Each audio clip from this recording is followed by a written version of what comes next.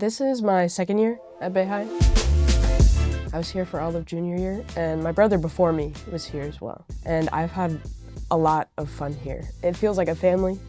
Brett and Ethan are like my best friends. My first day here as a junior, I was obviously nervous, but once I got to know everyone, I felt so in with everybody. I felt friends with everybody on the first day. I wasn't excluded anywhere. I didn't feel weird or left out.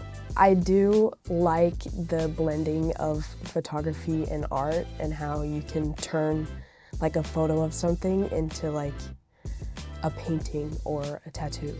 This semester is our entrepreneurship semester, so we're supposed to start our own business. The Bay is really helping me out. We have mentors here. They've helped me with spreadsheet work and they really give structure. If you have interest in anything at all here, they can help out. There's resources here and you can build a family and they'll give you connections for your future.